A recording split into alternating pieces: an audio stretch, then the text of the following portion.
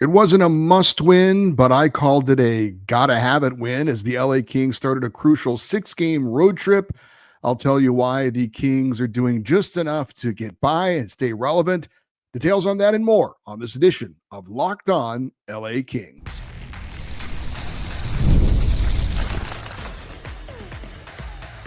You are Locked On Kings, your daily podcast on the Los Angeles Kings, part of the Locked On Podcast Network. Your team every day. Hey, Kings fans, welcome to Locked On LA Kings, part of the Locked On Podcast Network, the #1 sports podcast network, your team every day. Thanks for making Locked On LA Kings your first listen every day. We are free and available wherever you get your podcasts and on YouTube. I'm Eddie Garcia, your host of Locked On LA Kings. I've worked in sports media for the past 30 years, also one of the co-hosts of Locked On NHL Game Night, a nightly podcast and YouTube show that recaps the night in the NHL, and a passionate LA Kings fan for over 30 years. The LA Kings played game number 50 of the NHL regular season. They were in St. Louis against the Blues, starting a big 6-game road trip. A surprise as Trevor Moore returned to the lineup from injury, while Warren Foegele was a healthy scratch.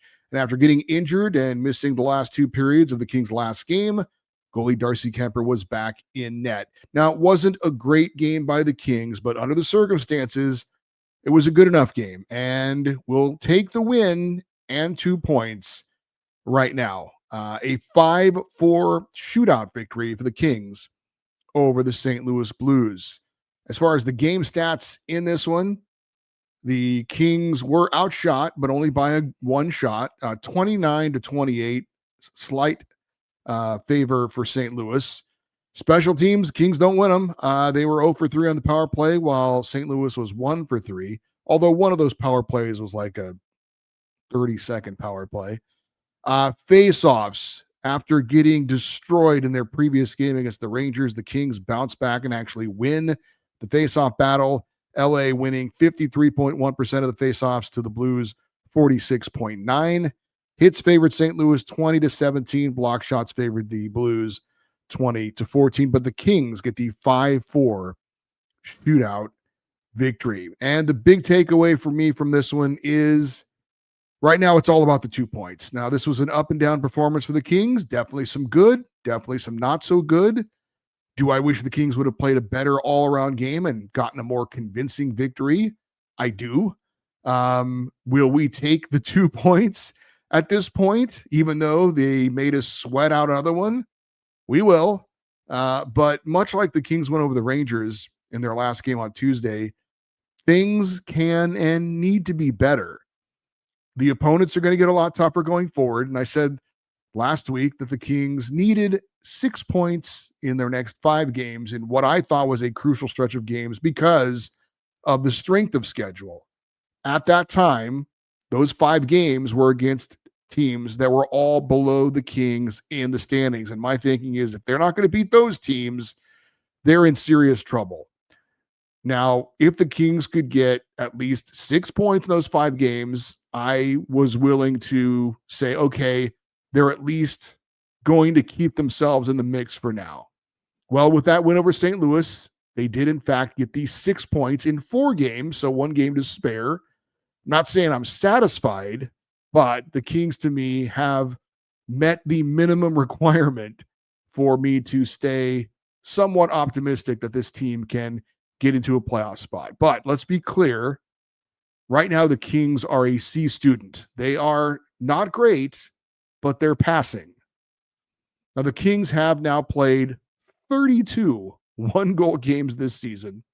Their record is 14, 15, and 13 in those games. The Kings have played 21 games that have gone overtime or a shootout. They're 8 and 13 in those games, 4 and 6 in the shootout, although the Kings have won 3 of their last 4 games that have gone to the shootout. Kings are now 13, 6, and 6 on the road this season, and the Kings improved to 15, 3, and 5 when scoring the first goal of the game. Checking some of the keys for the Kings to get a win. Number one, did they play the right way? Did they have that shot mentality? Did they get pucks and bodies to the net? I thought they did a pretty good job in that department. That was adequate. As far as finishing your opportunities, I mean, 4 goals is great for this Kings team. But there were opportunities that they did not capitalize on as well. As usual, the power play was as ordinary and unproductive as ever.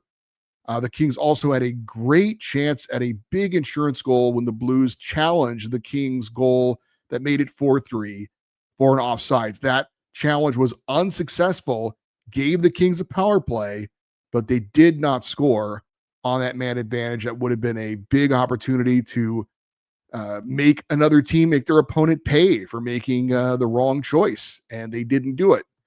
The Kings were leading 4-3 late. St. Louis pulled the goalie for the extra attacker. Kings could not get empty net goal to put the game away. Instead, they allowed the tying goal. So again, missing on opportunities there as well. And of course, our third key we're keeping track of is don't hurt yourselves. Now, the Kings definitely had some coverage issues defensively. We'll talk more about that later. They did take a penalty. It was a Kevin Fiala tripping penalty in the second period, and that allowed the Blues to tie up the game at 2-2. So the Kings definitely did a few things to hurt themselves in this one. And once again, the Kings showed no killer instinct. They go up 2-0 against the team that played the night before on the road. The Blues arrived home at 2 a.m. that night. The Kings were already in their hotel room sleeping, I'm sure, at that time when St. Louis dragged their asses back home from Dallas. And they let that team pull themselves off the mat and score 3 straight goals in the second period. So the Kings are up 2-0. Now they're trailing 3-2 on the road. I mean, at this point, I'm certainly not surprised. We've seen this so many times where the Kings never apply that death blow, that dagger to put a team away. They always let somebody back in the game, and they did it again against the St. Louis Blues. And again, kind of like the Rangers game, I will definitely take the 2 points. And I'm not saying that there weren't some good things that the Kings did, and we'll get more into those coming up.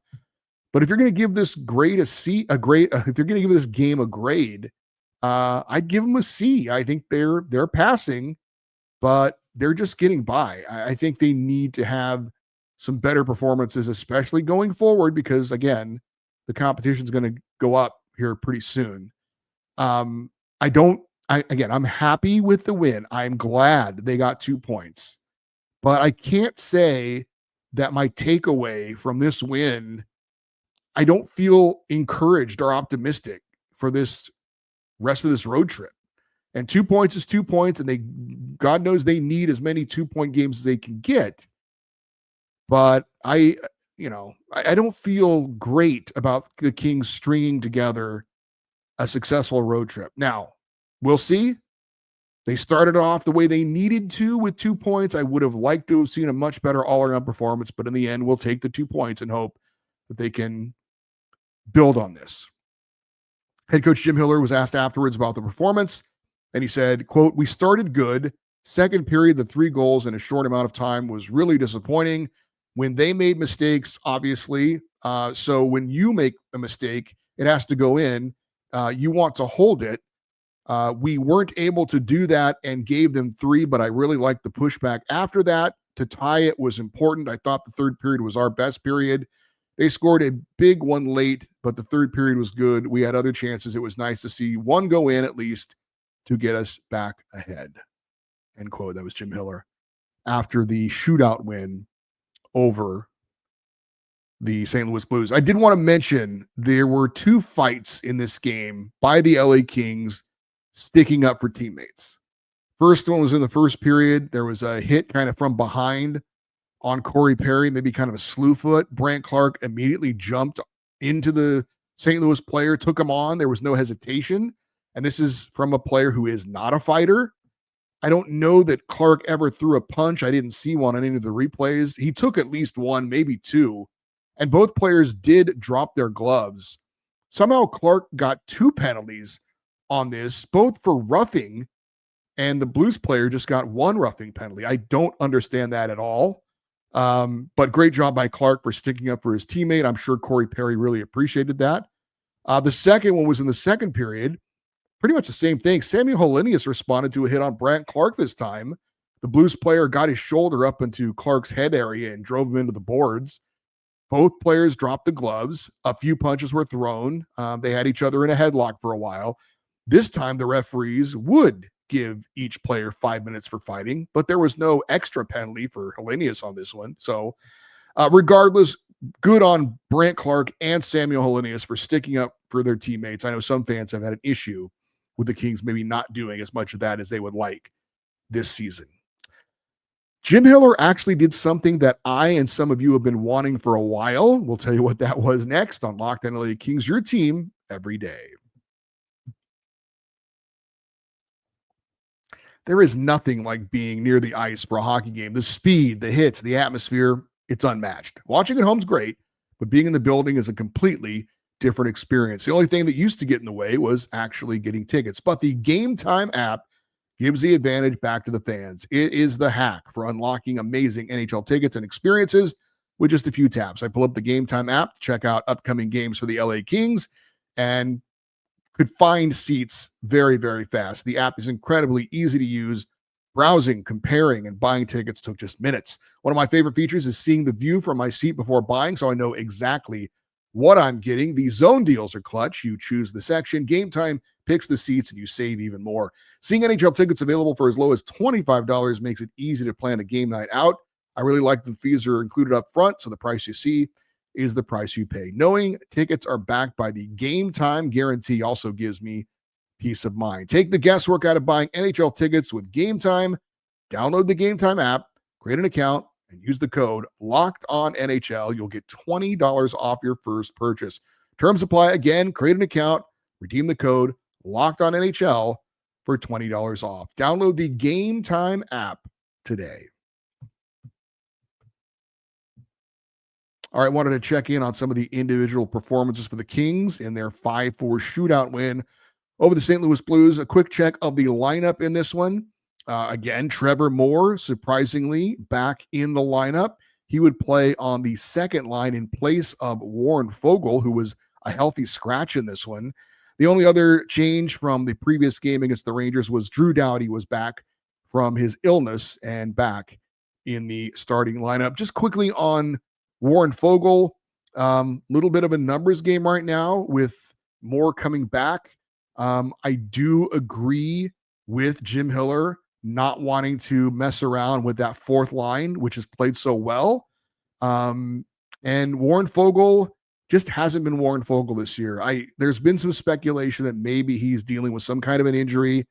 I don't know if that's true or not, but he just hasn't been himself so far this year. So they're giving him a day off, and we'll see how it responds. I will say this. We're going to talk about Trevor Moore in a minute. He did nothing that says he needs to come out of the lineup. That is for sure. But we start, and we usually do this with the goaltender and Darcy Kuemper. And statistically, it wasn't a great night for Darcy.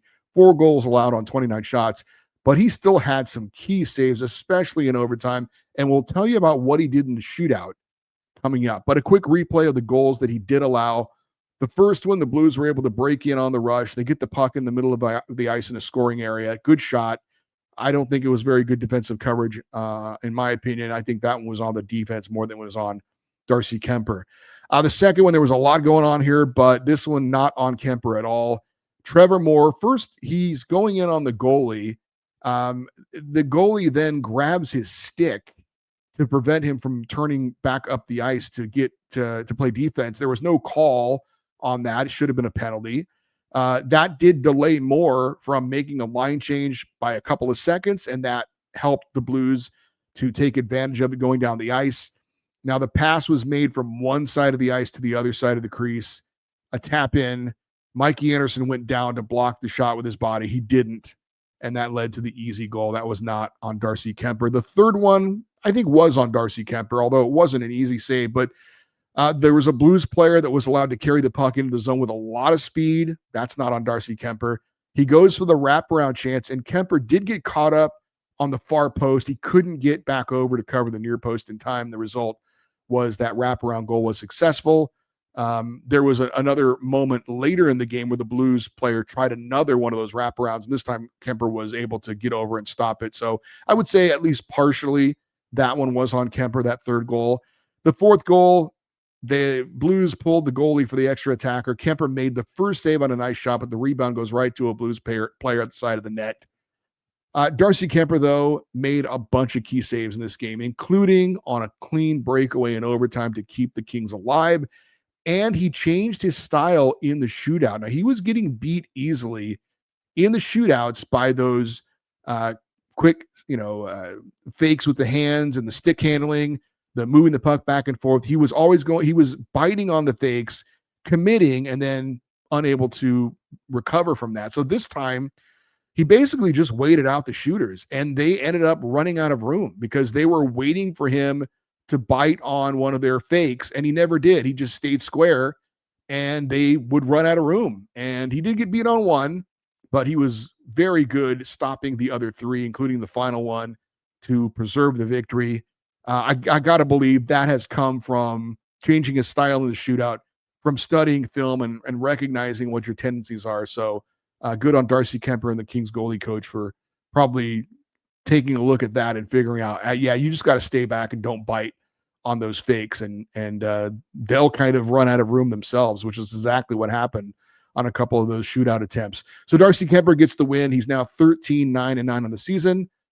Didn't show any signs of that injury that he suffered in the previous game against the Rangers. Trevor Moore, I did not know Moore was going to play in this game, so it was a pleasant surprise. And I thought his play was an even bigger surprise. You would have never have known that Trevor Moore had been out with some health issue. He was flying all over the ice right from the start. He had a ton of energy, which carried on throughout the game. He got some really good chances, scored a big goal in regulation, and then got the overtime shootout game winner. Also drew a penalty that led to a Kings goal. On his goal that he scored, Brandt Clarke does what he does so well, a little flip on the net from the point. The goalie couldn't handle it, and Moore was right there to muscle in the rebound. In the shootout, just a great wrist shot, perfectly placed in the top right corner. Unstoppable. Trevor Moore led the Kings in shots on goal with 5. He gets his 6th goal of the year and his 14th point. Good to see Trevor Moore back, and even better to see him playing at a high level. That was great. Alex Laferriere scored a big goal, the Kings' 3rd goal after St. Louis surged with 3 straight goals to take a 3-2 lead. A very important goal for the Kings to answer and to tie it up. Corey Perry gets credit for an assist on this one, feeding Laferriere from behind the net. Nice job by Laffy of going from his backhand to his forehand and getting the shot off quickly. He also picked up a primary assist on the Kings' 2nd goal and was the only Kings player to have a multi-point night. He also had 4 shots on goal and 3 hits. On the season, Alex Laferriere now 13 goals and 24 points.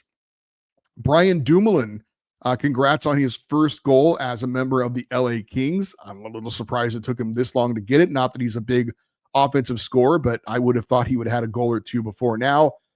Point shot may have deflected off something on the way in. Looked like it was fluttering, a little bit of a knuckle puck into the net to give the Kings a 2-0 lead. And while he didn't officially get an assist, props to Corey Perry on this one. He did assist on the Laferriere goal. On this one, though, just a great screen in front of the goalie. Certainly affected his ability to see that. So Corey Perry did not get an assist on the score sheet, but he did play a factor in that Brian Dumoulin goal. For Dumoulin, like I mentioned, first goal as a King, first of the season, and he now has 11 points on the season. Taylor Ward scored his 2nd goal in as many games. The 4th line continues to be a strength for the Kings. Jeff Malott got his stick on a clearing attempt. Sammy Helenes then chipped it into the zone. Malott gets it, passes it over to Ward, and as soon as the puck was on his stick, it was gone and into the net. A great, quick release and a beautiful shot. Very impressive. Taylor Ward now 2 goals and 4 points in 9 games this season. A little bit funny that on the broadcast, John Kelly called Ward a young kid. Well, in terms of NHL experience, he's young, but not in terms of age. He's actually 27 years old. And I'm not saying that's old, but you know what I'm saying. This is not a prospect in his early 20s, but he is a veteran and he's getting his chance. And he and Jeff Malott have made the most of it. They're tired of riding the buses in the AHL and whatnot. They're enjoying the chartered flights and all that, and they want to stay in the NHL. And frankly, they deserve it. The way they've played, loving the Kings' 4th line right now, really getting the job done. Brandt Clarke and Drew Doughty. I mentioned in the tease that Jim Hiller finally did something that I and a lot of you wanted. He started Brant Clark in overtime, not Drew Doughty. Now that was the good news. And Clark did get more ice time than he did in the last game. But the bad news is Drew Doughty, back after missing the last game with the flu, played over 26 minutes. I've said all season, I said it before the season, and this is not me hating on Drew. I love Drew, and I still think he's an important player for the Kings. But I said going into the season, we need to see his ice time reduced. He should not be playing 26 minutes. That's ridiculous. Clark should be playing more. I'm glad to see, if you're watching the graphic on YouTube, Clark was second in time on ice for defensemen, 21 minutes and 50 seconds. He had just 4 seconds more than Mikey Anderson. But 26 minutes, that's ridiculous. That's way too much. He doesn't need to be playing that much. And look at the numbers in this game. And this is how it's been for most of the season. Brant Clark had an assist. He was a +2. Drew Doughty had no points. He was a -2. Brant Clark had 4 shots on goal. Drew Doughty had none. Now, it's not all about the offensive numbers necessarily, but if you watch that game, did you see Brant Clark play any less effective defense than Drew Doughty did? I didn't. So I'm not suggesting that Drew Doughty be benched or have an insignificant role in this team. I am suggesting, though, that Brant Clark should be playing more than him because he's playing better than him. I don't get it. I don't understand this. It's not that hard. Or apparently it is. Quentin Byfield had no points and no shots on goal. However, there were 2 plays I thought Q did the right thing. He went hard to the net, and I thought there should have been penalties called. I thought he got hooked, and both times no penalties were called. And then there was his bounce back after that horrific game, taking faceoffs against the Rangers, where he won 1 faceoff and lost 15. He thankfully came back in this one and was at least decent. He won 6 of 11 faceoffs. So look, if he can win more than he loses, we'll take it, even if it's just 1 more, like it was in this game. So at least good to see Quentin Byfield come back and have a decent night in the faceoff circle after that previous game. My gosh. Adrian Kempe had an assist and scored in the shootout as well. He leads the team with 22 assists and 39 points. So the Kings get goals from Moore, Laferriere, Ward, and Dumoulin. Nice to get some goals from some unexpected places for sure. Armia, Hellenius, Kempe, Laferriere, Malott, Perry, Anderson, Clark all had assists. Trevor Moore, 5 shots on goal to lead the team. Remember last game I said the Kings defense needs to have a goal of 10 shots or more per game? They had exactly 10 shots on goal. In this one, Brant Clark, I mentioned, had 4 of them. Clark and Joel Edmondson had 3 block shots to lead the team. Alex Laferriere had 3 hits. Drew Doughty, Cody Ceci, that was the last game. Drew Doughty led the Kings in time on ice, 26 minutes, 34 seconds. Samuel Hellenius had the best faceoff percentage. He won 75%. He won 3 of the 4 faceoffs he took. But as far as number of faceoffs won, that goes to Alex Turcotte. He won 7, lost 4, 63.6%. The Kings move back into a tie for the final wildcard spot in terms of points. We'll give you the details on that next here on Locked On LA Kings, your team every day.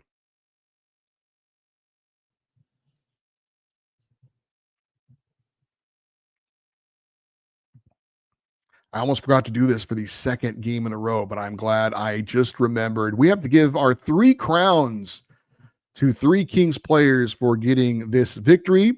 And I'm going to give a crown to Trevor Moore. Thought he was the Kings' best player in this game, or at least one of them for sure.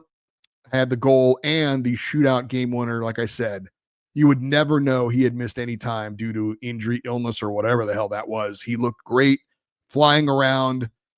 The shootout game winner was spectacular, and then he gets the blue-collar, greasy goal in front of the net on the rebound. Trevor Moore gets a crown. Alex Laferriere, the only Kings player that had a multi-point game, is getting a crown as well with a goal and an assist. I could have given Brian Dumoulin a crown for his first goal as an LA King, but I'm going to go with Taylor Ward. Like I said, I love what the fourth line is doing. He's been a nice part of it. 2 goals in 2 games. And for getting a goal in this one, Taylor Ward is getting a crown as well. A couple of scores of note to pass along from Saturday in the NHL. The Mammoth beat the Predators 5-2. And the Oilers pulled one out against the Capitals 6-5 in overtime. I watched the end of this game and I was getting major PTSD watching the Oilers rally late and tie it up and then score in overtime to win it. But as far as the standings in the Pacific Division, Vegas leading the Pacific with 62 points. The Oilers get 2 points, so they move 2 points back of Vegas with 60 points. Ducks did not play. They are still at 57 points and in third place in the Pacific. And then you've got the Sharks in fourth place with 55 points. The Kings win also gives them 55 points. They and the Sharks have both played 50 games. The tiebreaker right now is regulation wins, which favors the Sharks. They've got 26. The Kings have 21. And then you've got the Seattle Kraken, 53 points for them. They are in sixth place in the Pacific Division. As for the wild card spot, I mentioned that the Mammoth get a big win. They have 58 points now. They are the number one wild card team in the West. The Sharks, again, 55 points, and the Kings, 55 points. And again, San Jose right now with the tiebreaker, but the Kings are right there with the Sharks battling for that final wild card spot in the West. Seattle's fading a little bit. Again, they're 2 points back, and then you've got Nashville 3 points out of that final wild card spot. Some of the problems right now for the Kings, we're talking about how this stretch of games for them is very crucial, not only because of what point it is in the season, not only because where the Kings find themselves in the standings, but also because of how some of the other teams that the Kings are in competition with are playing right now. The Ducks are hot again. They've won 6 in a row. Utah's won 5 straight. They're 8-1-1 in their last 10. San Jose, 6-4 in their last 10.